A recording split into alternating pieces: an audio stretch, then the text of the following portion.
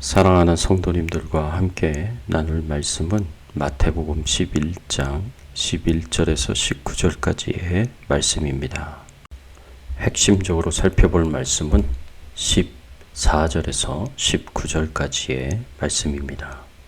만일 너희가 즐겨 받을진대 오리라 한 엘리야가 곧 이 사람이니라. 귀 있는 자는 들을지어다. 이 세대를 무엇으로 비유할까?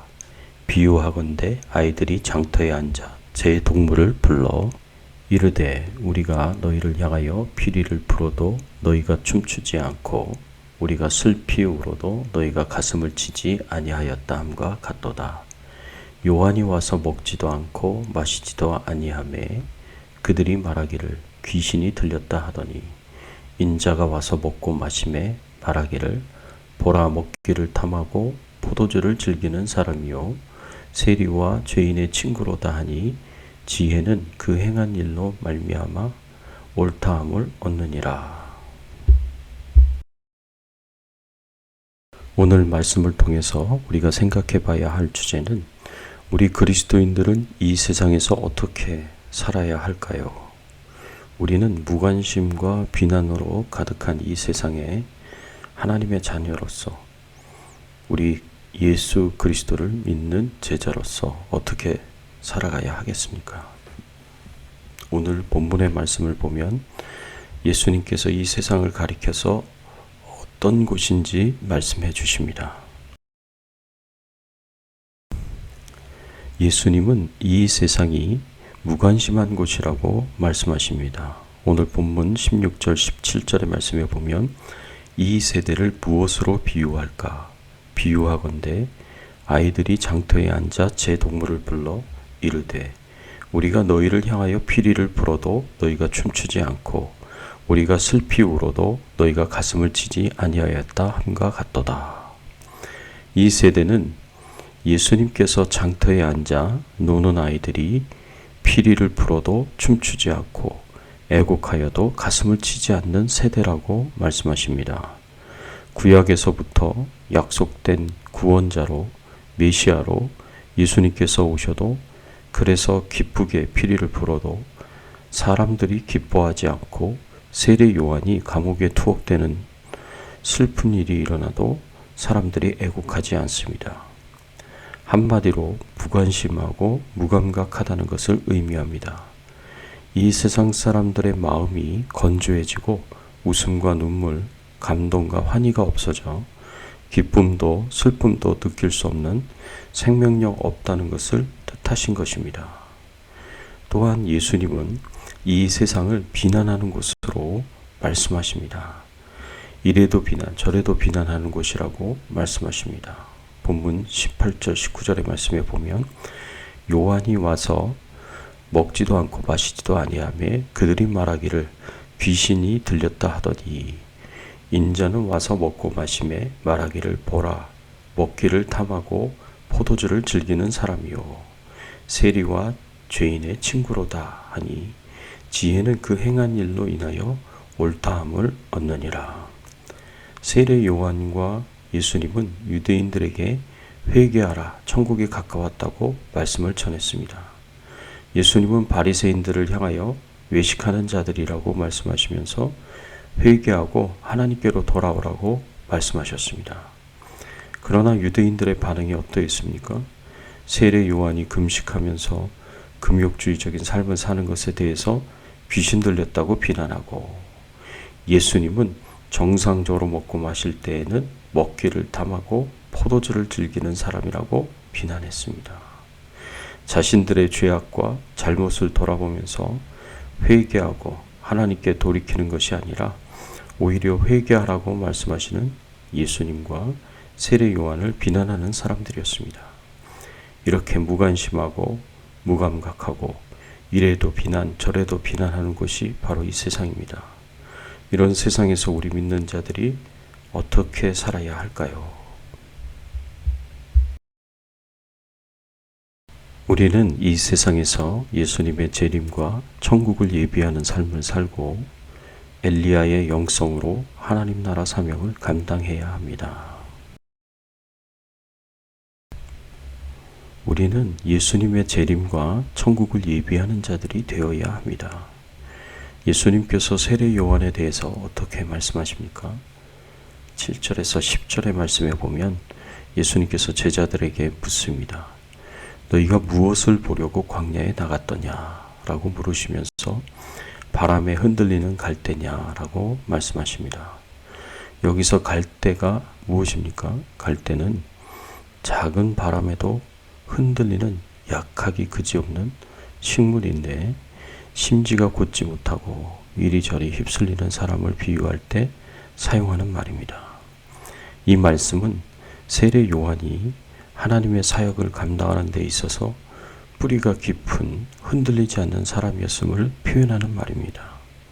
세례 요한은 세상의 어떤 유혹과 핍박에도 흔들리지 않고 오직 하나님의 종으로 자신의 사명만 생각하며 충성스럽게 하나님을 섬겼던 사람입니다.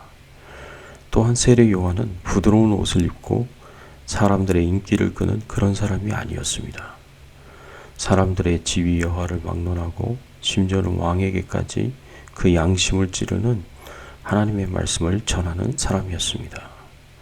세례 요한은 세상의 거센 바람에도 흔들리지 않는, 세상의 어떤 유혹과 핍박에도 흔들리지 않는 사람이었고, 세상 사람들의 박수갈채와 야유, 찬성과 반대의 바람에도 흔들리지 않는 뿌리 깊은 사람이었습니다.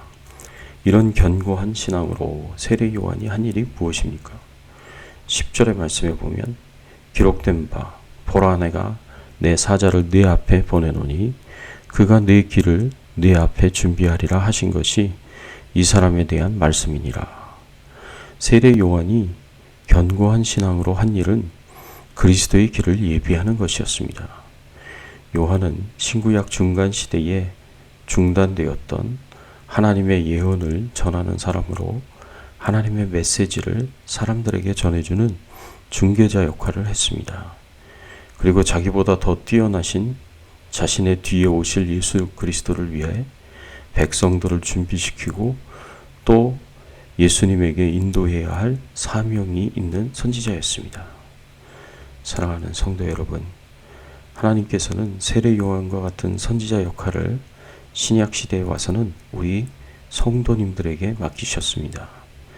우리는 이 시대의 세례 요한입니다. 우리 성도님들에게는 그리스도의 길을 예비해야 하는 사명이 있습니다. 세례 요한이 그리스도의 초림을 준비했듯이 오늘 우리 성도들도 그리스도의 재림과 천국을 준비하는 사람들입니다. 우리도 세례 요한처럼 세상을 향해 우리 입을 열어 복음을 전하고 그리스도의 향기를 풍기는 삶을 살아감으로 그리스도의 재림과 천국의 완성을 준비해야 할 것입니다. 그리고 이를 위해 세례 요한처럼 어떤 핍박과 고난 속에서도 유혹 속에서도 흔들리지 않는 뿌리 깊은 신앙으로 하나님 나라의 사명을 잘 감당하시기를 예수님의 이름으로 축원합니다. 또한 엘리야의 심령과 능력으로 하나님 나라 사명을 감당하는 자가 되어야 합니다. 오늘 본문 14절의 말씀에 보면 만일 너희가 즐겨 받을진대 오리라 한 엘리야가 곧 이 사람이니라. 세례 요한은 엘리야의 심령과 능력으로 하나님을 떠난 영혼들을 하나님께로 인도할 것으로 예언된 사람이었습니다. 성경에 보면 세례 요한을 말라기 4장 5절 6절에서 하나님께서 보내시기로 약속하신 엘리야로 소개하고 있습니다. 이곳에서 이스라엘이 영적 암흑기에 들어가기 약 400년 전에 하나님께서는 말라기 선지자를 통해서 이렇게 예언하셨습니다. 보라, 여호와의 크고 두려운 날이 이르기 전에 내가 선지 엘리야를 너희에게 보내리니 그가 아비의 마음을 자녀에게로 돌이키게 하고 자녀들의 마음을 그들의 아비에게로 돌이키게 하리라. 돌이키지 아니하면 두렵건대 내가 와서 저주로 그 땅을 칠까 하노라 하시니라. 이렇게 말라기 선지자가 예언한 그 엘리야의 심령과 능력으로 하나님을 떠난 영혼들을 하나님께로 인도할 자가 바로 세례 요한이었습니다. 이것은 하나님께서 엘리야 선지자의 심령과 능력을 가진 엘리야와 같은 사람을 하나님께서 보내주시겠다는 말씀입니다. 그 사람이 바로 세례 요한이었습니다. 세례 요한이 엘리야와 같은 사람이고, 좀 더 자세히 말하면 엘리야의 심령과 능력을 가진 엘리야와 같은 사람입니다. 그렇다면 엘리야의 심령과 능력을 가졌다는 것은 어떤 말일까요? 이 말은 좀 더 이해하기 쉬운 말로 말하면 영성과 능력이라고 할 수 있습니다. 세례 요한은 천사의 예언대로 하나님을 떠나 죄짓고 방황하는 이스라엘 백성들을 하나님께로 돌이키도록 하였습니다. 타락하고 부패한 죄악의 삶에 이미 익숙해져서 하나님에게서 멀리 떨어져 나간 이스라엘 백성들을 불쌍히 여기는 안타까운 심정으로 그들이 죄악에서 회개하고 하나님께로 돌이키도록 광야에서 외치는 자의 소리가 되었습니다. 이것이 엘리야의 영성이요 세례 요한이 가진 영성입니다. 우리도 이와 같은 영성으로 하나님을 떠난 영혼들을 하나님께로 인도하는 사명을 잘 감당할 수 있기를 바랍니다. 무관심하고 무감각한 이 세대를 향하여 자신의 죄를 돌아보고 회개하며 하나님께로 돌이키기보다는 교회를 향하여, 성도들을 향하여 비난만 하는 이 세대를 향하여 우리는 예수님의 재림과 천국을 예비하는 자로서 엘리야의 영성을 가지고 복음을 전하며 하나님 나라의 사명을 감당하는 귀한 삶 사시기를 예수님의 이름으로 축원합니다. 함께 기도하겠습니다. 하나님 아버지, 감사합니다. 오늘 말씀을 통해서 우리가 이 마지막 때를 어떻게 살아가야 할지 알게 하여 주시고 깨닫게 하여 주시니 감사를 드립니다. 우리가 이 세상에서 예수님의 재림과 천국을 예비하는 삶을 살고 엘리야의 영성으로 하나님 나라 사명을 감당하며 살아가라고 교훈하여 주시니 감사를 드립니다. 말씀대로 살게 하여 주시옵소서. 우리의 관심과 우리의 마음이, 우리의 열정이 어디에 있는지 다시 한번 돌아보게 하시고 예수님의 재림과 천국을 바라보고 열심으로 하나님 나라 사명 감당할 수 있도록 도와주시옵소서. 오늘 하루도 주님과 동행하는 하루 되게 하시고 주의 나라와 영광을 위해서 살 수 있도록 인도해 주시기를 간절히 소원하오며 예수 그리스도의 이름으로 기도드리옵나이다. 아멘.